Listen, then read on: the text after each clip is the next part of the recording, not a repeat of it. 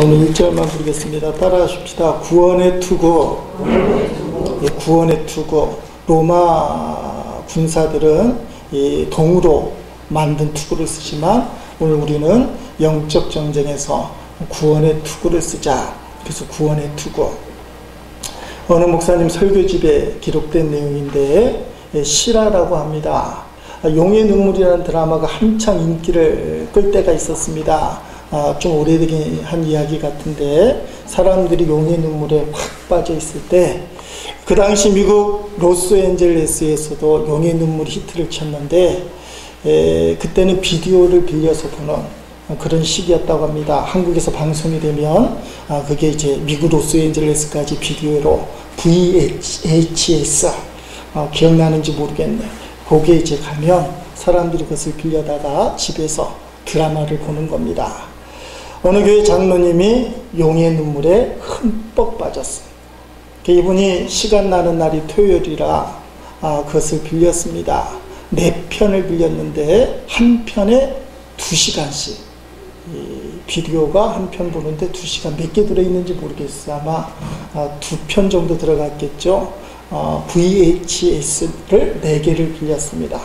그래서 8시부터 용의 눈물을 보기 시작하는데 이 장로님 생각에는 한 2편 정도 보고 잠자고 내일 주일 예배 드려야 되겠지.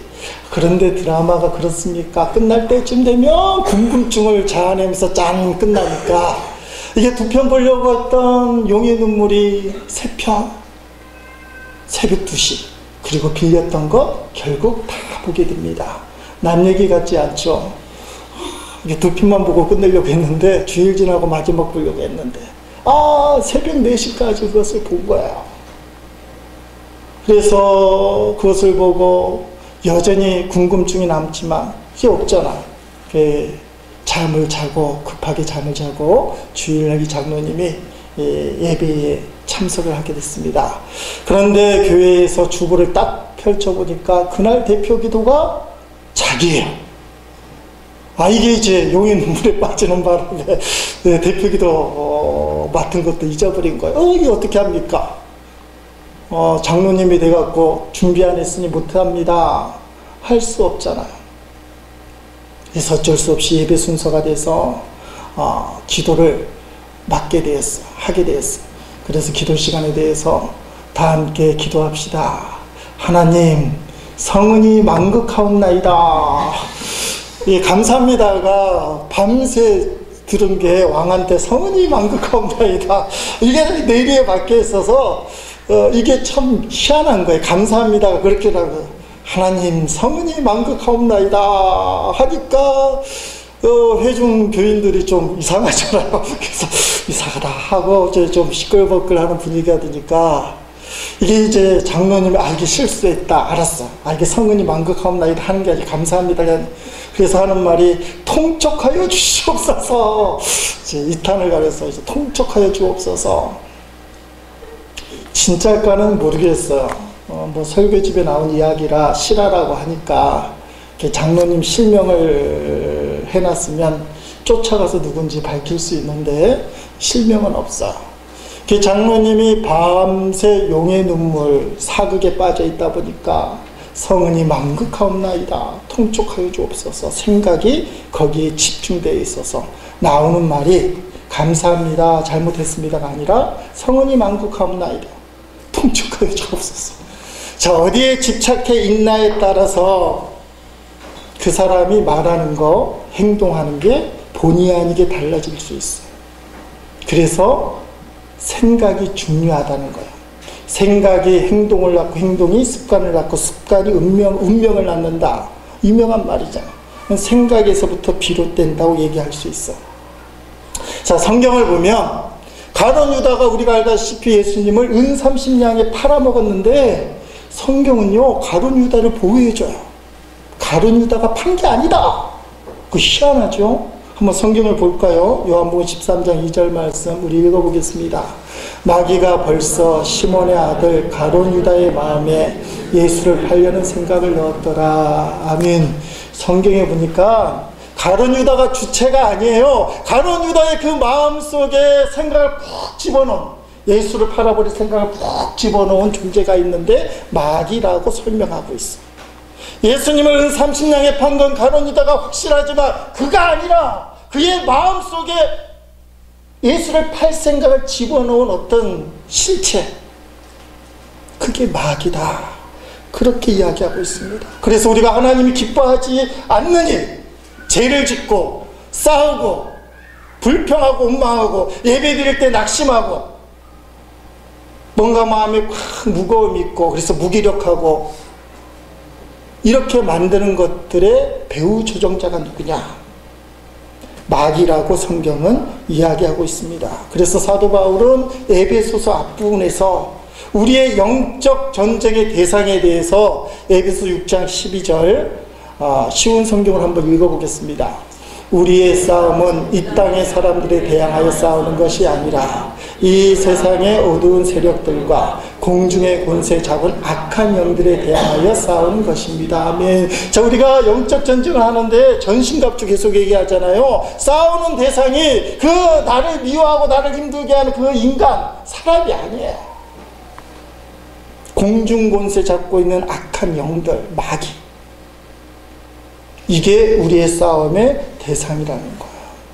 사람이 아니라 마귀라는 겁니다. 마귀는 우리의 마음에 악한 생각을 집어넣어서 하나님을 거스르게 만들고 죄를 짓게 만들고 사람과 싸우게 만들고 불편하게 만들고 혼자 있으면 아내를 사랑해야지, 남편을 사랑해야지, 자식들에게 잘해야지, 이번 설 연휴에 가면 부모님께 정말 잘해야지, 그렇게 마음을 먹고 갔는데도 사람을 보는 순간 무너지는 거예요. 잘해주겠다는 마음 싹 사라지고 이 인간이 하면서 화가 나고 사랑하려고 왔는데 싸우고 명절 때마다 좀 거의 걱정이 되는 게 있어요. 보통 가정들은 싸움이 없지만 명절 때 꼭 모여서 싸우는 집이 있어요. 제사 크게 지내는 집들 보면 의외로 싸움이 많아요. 사랑하려고 모였는데 왜 싸우느냐? 배후 조종자가 있다는 것입니다. 그래서 우리의 마음속에 생각을 집어넣는 이 생각의 시작이 머리잖아요. 뇌잖아요. 그래서 뇌에, 머리에 구원의 투구를 쓰라. 우리의 싸움의 대상은 마귀, 악한 영이니까 그들이 우리의 마음속에 악한 생각을 집어넣으려고 하는데 악한 생각이 들어오지 못하도록 구원의 투구를 써라. 자, 우리가 전신갑주에 대해서 하나하나 세밀하게 살펴보고 있습니다. 전신갑주가 전체 6개 장비가 있죠. 첫째가 진리의 허리띠, 두 번째가 의의 호심경, 세 번째가 평안의 복음의 신발, 네 번째가 믿음의 방패, 다섯 번째는 구원의 투구, 여섯 번째는 성령의 검. 그렇게 6가지. 앞에 3가지는 장착하는 거라 그랬어요. 그건 기본적으로 장착하는 거고 나머지 3가지는 테이크라고 해서 취해야 되는 거. 놓기도 하지만 잡아야 되는 거. 오늘은 이 구원의 투구인데 이 전신갑주의 모델이 사도 바울 당시의 로마 군인입니다. 그 당시에 구원의 투구니까 투구, 로마 군인의 군사의 투구가 어떻게 생겼냐 한번 보겠습니다. 화려하게 잘 생겼죠. 송기정 선수가 올림픽에서 우승했을 때 받았던 그 투구도 있어요. 동으로 만든 거, 단순한 투구인데 로마 아마 이 고위 장교 정도 되는 이 사람들이 쓰는 투구인데 멋있잖아요. 화려하고 섬세하고 마치 예술 작품처럼 잘 만들었어. 이걸 쓰고 빨간 망토 휘날리면서 말을 타고 가면 로마 군사가 그렇게 위풍당당하게 전 세계를 장악하는 그런 모습으로 우리가 기억하고 있습니다. 여러분, 이 투구의 목적이 도대체 뭡니까? 머리를 보호하는 거예요. 그래서 투구 안에는 여러 가지 겹으로 스펀지를 댔다고 합니다. 그래서 외부의 충격에 머리가 다치지 않도록 했다는 거예요. 당시 로마 군인이 전투할 때 적들이 화살을 쏘거나 칼을 들이대거나 때로는 손도끼를 들고 머리를 가격하려고 해요. 머리 땡깡하면 끝이 나니까. 그래서 머리를 화살로 맞거나 칼로 내리치거나 쇠도끼로 내리쳐도 견딜 수 있을 만큼 강하게 그리고 푹신하게 쏘게는 그렇게 만드는 것이 바로 투구라고 합니다. 오늘날로 치면 오토바이를 탈 때 위험한 경기를 할 때 쓰는 헬멧, 그리고 군인들로 치면 뭐라고 얘기할 수 있을까요? 철모죠, 철모. 철모를 탁 쓰고, 군대를 안 갔다 오신 분들이 많아서 군대 갔다 오신 분들은 기억하기도 싫어서 철모 이렇게 씁니다. 여러분, 오토바이를 탈 때 보면 보호대가 많이 필요해요. 장갑도 끼고 무릎 보호대도 끼고 이렇게 많이 끼는데, 보호대 안 낀다고 해서 스티커를 끊진 않아요. 그렇지만 헬멧을 착용하지 않으면 스티커를 끊을까요, 안 끊을까요? 끊어요. 그만큼 헬멧이 중요하다는 것입니다. 병원에 신방을 가게 되면 오토바이 사고를 당해서 누워있는 환자들, 또 10대들 이렇게 보게 되는데, 부모들이 안타깝게 하는 이야기가 있어요. 헬멧만 썼어도 안 죽었을 텐데, 헬멧만 썼어도 이렇게 안 다쳤을 텐데. 그만큼 헬멧이 중요하다는 것입니다. 왜 머리를 지켜야 합니까? 가장 중요한 부분이기 때문에 그래요. 진리의 허리띠, 예수 그리스도 말씀을 듣습니다. 의의 호심경, 칭의를 받았어요. 오늘도 하나님이 나를 부르시는 것 같아요. 의롭다고 인정하는 것 같아요. 예수 십자가 보혈을 확신은 없다 할지라도 예수님이 날 사랑하는 것 같아요. 그래서 교회에 왔어요. 평안의 복음의 신발을 신고 마음의 평안을 때려놓고 예수님을 전하고도 싶어요. 믿음의 방패를 들어서 악한 적들의 불화살을 막기도 했어요. 그런데 머리가 상함을 당하면 이 모든 것은 소용이 없게 되는 거예요. 좀 끔찍한 이야기지만 팔이나 다리가 좀 다치고 더 끔찍하게 잘려나가고, 그래도 싸울 수는 있어요. 전쟁 영화 같은 거 보면 그러잖아요. 팔, 다리 다 잘렸는데 왼손 하나 하고 꼰총으로 탕탕 쓰고. 그런데 머리가 잘리면 끝이 나는 거예요. 더 이상 방법이 없게 되는 겁니다. 그래서 싸움을 할 때 주 공격 대상이 머리일 수밖에 없고, 그리고 전쟁에서 저 당시는 1대1로 붙는 그런 싸움을 했기 때문에 이 머리를 지키려고 투구를 쓸 수밖에 없는 그런 상황이라는 겁니다.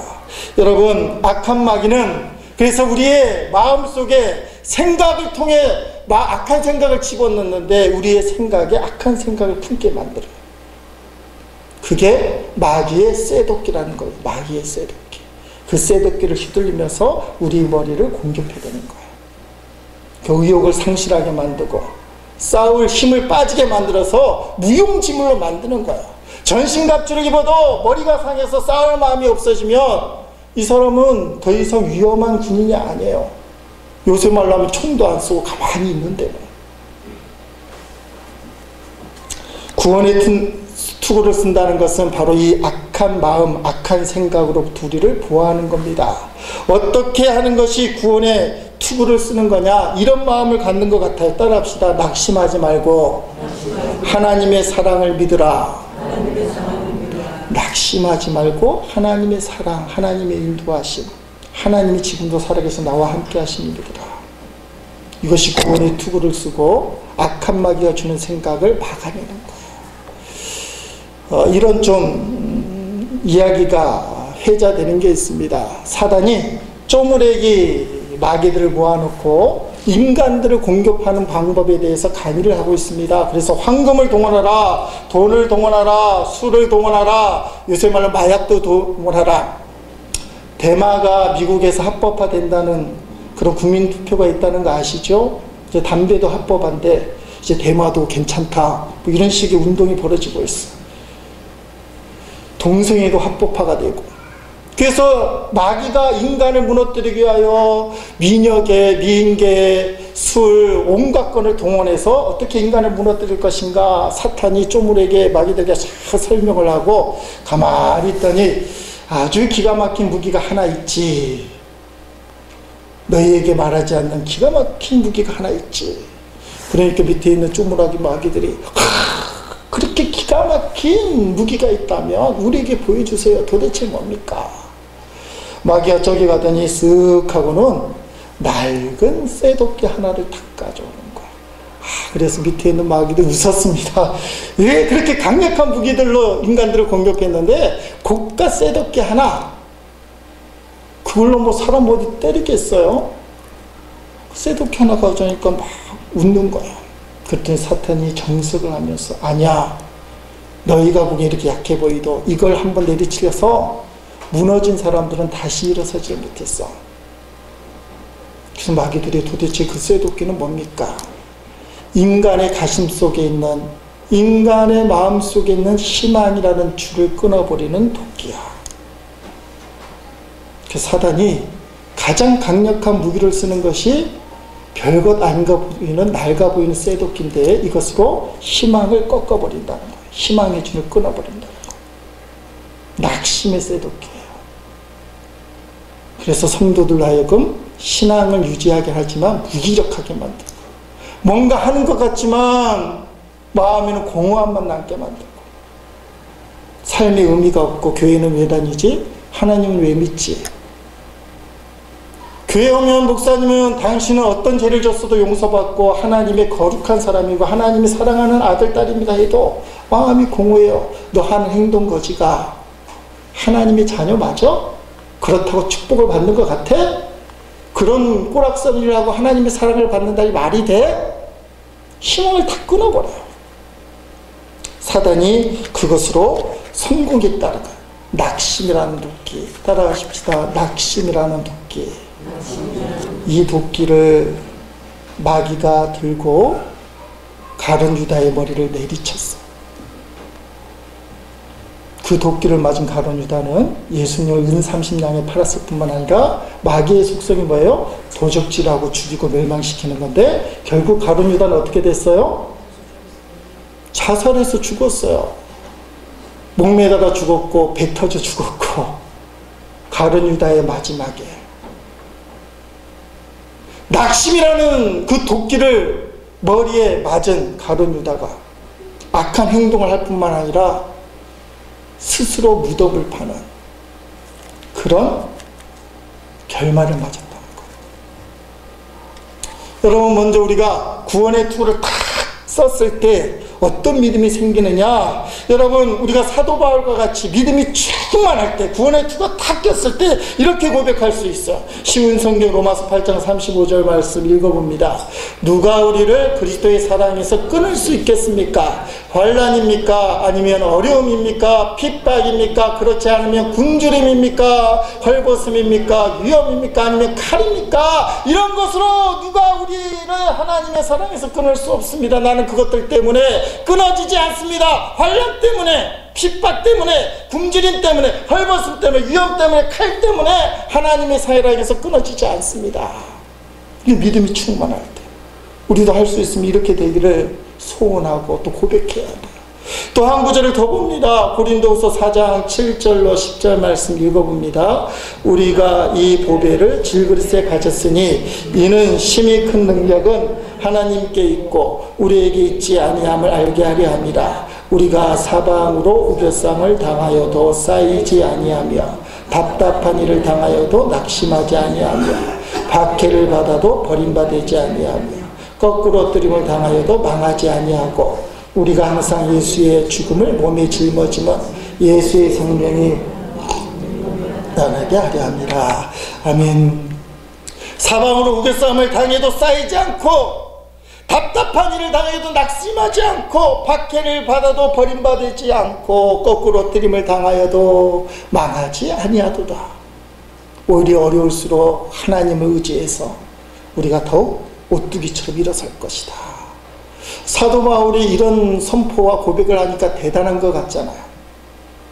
그런데 여러분, 사도 바울이 이렇게 믿음이 충만할 때만 있었던 게 아니에요. 로마서 7장 24절 말씀 우리가 한번 읽어봅니다. 나는 참으로 비참한 사람입니다. 누가 나를 이 사망의 몸에서 구원해내겠습니까? 아멘. 누가 한 것 같아요? 사도 바울이. 개정성경은 나는 참으로 공고한 자로다. 사망의 몸에서 누가 나를 건져내랴. 나는 참으로 비참한 사람입니다. 나는 지금 죽을 처지입니다. 이 죽을 처지에서 누가 나를 건져내게 주겠습니까? 사도 바울이 영적 전쟁에서 패장병처럼 우리는 그 사도 바울이 날마다 힘있고 강력하게 전진하는 선봉에서는 능력 있는 사도 바울을 꿈꾸는데 사도 바울이 저렇게 꿈꿉니다. 너무나 비참합니다. 솔직히 말하면 죽고 싶다는 표현이잖아. 제가 존경하면서도 절대로 따라갈 수 없는 목사님들이 계셔요. 어떤 목사님들이냐면 목사가 되어서 목회를 한 번도 후회해 본 적이 없다라고 말하는 목사님들을 가끔 만나요. 아니 어떻게 그럴 수가 있을까? 저는 가끔 후회를 해요. 이 길이 아닌가벼 라는 생각이 들고 기도할 때가 있어요. 흔들흔들 거리는데 나는 후회한 적이 없다. 어떤 목사님은 자식을 잃었는데도 욥처럼 즉시 하나님 앞에 감사하고 하나님께 영광을 돌렸다. 그 이야기를 들을 때 솔직히 그 목사님이 인간 같지가 안 보여요. 지가 욥인가? 어떻게 그럴 수 있지? 이해할 수가 없어요. 그러길 꿈꾸고 그러길 원하지만 즉각적으로 하나님 앞에 감사하고 하나님께 영광을. 그래서 사도 바울의 고백이 저에게 느낌이 오는 거예요. 야, 내 신앙은 비참하다. 저 목사님에 비교하면 나는 참으로 비참한 목사. 나와 같이 믿음이 없는 이 처지에서 누가 나를 건져내겠냐. 난 믿음이 없는 목사구나. 여러분, 이런 확신이 없는 것 때문에 갈등하고 방황하고 헤매는 게 사실이에요. 그러나 내가 오늘도 강단에 서고 목사를 할 수 있는 이유는 나는 방황하고 갈등하고 쓰러질지 모르지만 근데 그때마다 하나님이 저를 세워주셨다는 분명한 고백이 있어요. 나는 그 목사님처럼 즉각적으로 하나님께 영광을 돌리고 하나님 앞에 감사합니다는 안 나와요. 지금도 가슴이 아린데 그게 쉽지가 않아요. 그러나 넘어질 때마다 오뚜기처럼 하나님께서 막 세워주시는 거예요. 지난 주일 설교 제목이 믿음의 방패잖아요. 여러분은 설교를 어떻게 들었는지 모르지만 하여튼간 은혜롭게 준비하고 설교를 했던 것 같아요. 그런데 제 마음이 많이 무너져요. 우리 아들이 지난 7월달, 작년 7월달에 천국을 갔으니까 이름이 믿음이잖아. 그래서 믿음의 방패라는 이 설교가 쉽진 않아. 난 믿음의 방패가 없어진 것 같은데 이걸 설교를 해야 되니까 쉽지는 않다 이거예요. 그래서 주일날 기도원 간다고 말씀을 드렸어요. 계획은 없었던 거죠. 그래서 목요일날 온다고 이렇게 갔는데 주님께서 마음을 만져주셔요. 그러면서 저에게 주시는 메시지가 하나 있는데 집사람은 더 힘들다는 거야. 네 아빠인데 네가 그 정도 너가 최고로 고통스럽다고 얘기하지만 너의 집사람은 그게 아니라는 거야. 집사람은 버티고 있는 것 자체가 하나님의 은혜라는 거야. 그런 마음이 들면서 주님께서 무슨 말씀을 주시느냐? 가서 네 할 일을 하라. 그렇게 얘기해요. 한 권사님이 제가 목요일에 온다고 하니까 수요 예배는 어떻게 합니까? 해서 하나님이 알아서 해주시겠죠. 했는데 그 수요일날 일찍 내려왔어요. 이번 설 연휴에는 어디 갈 생각이 없었어요. 마음도 좀 그렇고. 수요일날 와서 설교 준비하고 예배를 드리고 목요일날 처가댁을 다녀왔습니다. 가만히 있는 건 마귀의 쇠 망치에 맞는 거예요. 무기력하고 아무것도 못하고 하나님 앞에 기도를 하니까 눈이 더 커지는 거예요. 너의 문제만 아니고 너의 가족의 문제고 너는 너의 할 일을 해야 돼. 목사니까. 그리고 하나님이 어떻게 하셨는지 홈페이지 게시판에 목사님 사모님에 대한 글을 어떤 군사님이 올려주셨어요. 여러분, 이게 인간이 의도적으로 하는 게 아니잖아요. 목사는 고민돼서 어쩔 수 없는 책임감 때문에 믿음의 방패라고 설교는 잘했다고 스스로 생각해요. 여러분이 어떻게 들었는지 모르지만 잘했어. 마음은 공허해서 기도는 갔어요. 근데 하나님이 만져주시는 거예요. 다시 일어서라. 다시 일어서라. 저는 이것만큼은 여러분에게 꼭 전해주고 싶어요. 저는 어떤 목사님처럼 단박에 한치의 흐트림도 없이 주님 감사합니다, 주님께 영광을 돌립니다, 그런 믿으면 안 돼요. 솔직히 그게 인간입니까? 그게 더 이해가 안 돼요. 넘어질 수밖에 없고 쓰러질 수밖에 없고, 성도들 표현을 빌리자면 시험 들 수밖에 없고, 감정이 상할 수밖에 없고, 때려치고 싶고, 인간이니까 그럴 수밖에 없죠. 그런데 왜 성도가 다시 한번 일어섭니까? 하나님의 손길이 우리를 만져주는 거예요. 너 그냥 쓰러지면 안 된다고 만져줘. 여러분, 그 사랑의 손길이라는 찬양이 있습니다. 주보에 나눠줬는데 한번 불러보겠습니다. 나를 위해 오신 주님 1절만 부르겠습니다.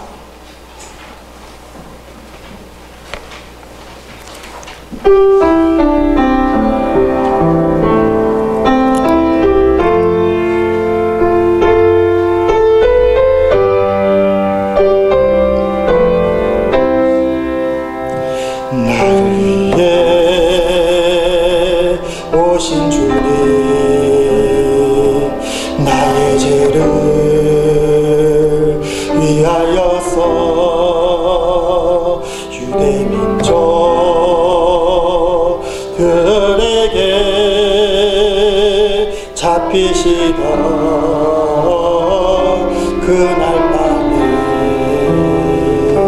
아무런 말도 없이 우리에게 사랑을 보여주신 주님 예수 십자가를 지셨네. 그러나 언젠가 주님을 부인하며 원망하고 있을 때에 나에게 오셔서 사랑의 손길로 어루만지셨네.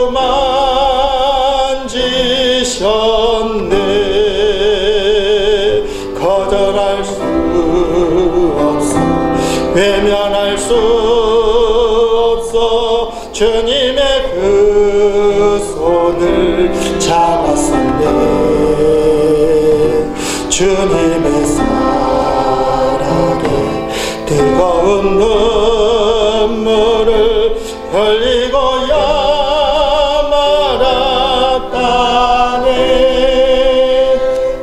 악한 마귀는 환경에 지고 상황에 지고 감정에 져서 무기력하게 만들어, 아무것도 하지 못하게 만들어, 징징 짜게 만들어, 사람을 원망하게 만들어. 하나님께 감사가 안 나오고 내가 뭐 하는 짓인지 모르겠다는 불평과 원망에 사로잡히게 만듭니다. 그것이 악한 생각을 마음에 집어넣으려고 하는 악한 마귀의 낙심이라는 쇠도끼, 그걸 우리의 머리에 내리치고 있다는 것입니다. 우리가 이 쇠도끼를 맞을 때 충격을 받아요. 그때 우리는 주님을 찾아야 돼요. 여러분, 실제로 성경에 나와 있는 위대한 지도자들도 자살하고 싶은 충동이 있었어요. 모세가 자살하려고 했을까요? 안 했을까요? 그냥 물으면 하려고 한 거 안 같은데 알겠지만, 그 이설교 씨가 이렇게 물은 거 보니까 자살한 적이 있다 없다? 있다. 자, 모세가 혼자 출애굽하고 이스라엘 백성을 다 주관할 때 너무 힘들었어. 도울 자가 없어서. 민수기 11장 15절 말씀 읽어보시겠습니다. 민수기 11장 15절 시작. 주께서 내게 이같이 행하실진대 구하옵나니 내게 은혜를 베푸사 즉시 나를 죽여 내가 고난당함을 내가 보지 않게 하옵소서. 하며 이게 노동도 아니에요. 우리 식으로 하면 대통령인데 얼마나 좋아요. 근데 이 모세가 정말 백성을 사랑하는 마음으로 자그마한 재판까지도 혼자 성실과 최선을 다해서 재판을 하다 보니까 몸이 녹아나는 거예요. 우리 김해시 시장이 도지사가 대통령이 이랬으면 좋겠어요. 조그만 일에도 최선을 다하다 보니까 몸이 못 버티는 거예요. 그래서 뭐라고 얘기합니까? 주님, 하나님이 내게 이같이 행하실지인데 차라리 죽여주십시오. 이거 못할 노릇이에요. 내가 뭐 이스라엘의 대통령 하고 싶어서 하는 겁니까? 80이 넘은 나를 부르더니 이게 무슨 꼴입니까? 죽겠습니다. 죽여달라고 해요. 자살하고 싶은 거예요. 하나님이 모세 이야기를 듣고 70인이라는 장로님을 세워주셔요. 여러분, 우리가 잘 아는 이야기, 엘리야 850명의 바알과 아세라 선지자, 이방 그 선지자들을 다 물리쳐 죽였어. 근데 이세벨이라는 왕비의 협박, 내가 엘리야를 죽이지 않고는 살아있지 않겠다. 엘리야가 도망을 가요. 850대 1로 맞짱을 떠서 이긴 선지자인데 이세벨의 위협에 도망을 가요. 우리가 잘 알지 않습니까? 그는 노뎀나무 아래에서 이렇게 고백해요. 열왕기상 19장 4절 읽습니다. 자기 자신은 광야에 들어가 하룻길쯤 가서 한 노뎀나무 아래에 앉아서 자기가 죽기를 원하여 이르되 여호와여 넉넉하오니 지금 내 생명을 거두시옵소서. 나는 내 조상들보다 낫지 못하니이다 하고 하며 그 용맹한 엘리야도 죽고 싶었다 이거야. 그때 하나님이 천사를 보내시고 구운 떡과 물병을 보내주셔서 힘을 주시고 사명 감당하게 해주신 거야. 그러니까 신앙생활 하다가 죽고 싶다고 얘기하는 건 잘못이 아니야. 따라합시다. 죽고 싶은 것은 극히 정상이다. 그게 믿음이 없는 게 아니에요. 모세도 죽고 싶었고 엘리야도 죽고 싶고 목사도 죽고 싶어요. 목사님들 중에는 실제로 자살한 분들도 꽤 되셔요. 이게 사실이고 이건 불신앙이에요. 악한 말이 우리를 무너뜨리려고 죽고 싶은 마음을 집어넣는다 이거예요. 근데 그 다음이 문제예요. 죽고 싶은 마음을 받아들이면 가룟 유다가 되는 거예요. 예수를 은삼십냥에 팔아버리고 자기 자신도 죽어요. 그러나 왜 우리가 믿음의 사람이냐? 구원의 투구를 써서 쇠도끼를 맞으면 충격을 받고 죽고 싶은 생각이 들긴 하지만 그 마음을 품진 않아요. 그 생각이 마음에 품지 않도록 쫓아내버리는 거예요. 사도 바울이 우리에게 그것을 보여주고 있습니다. 고린도후서 1장 8절 9절 말씀 읽어봅니다.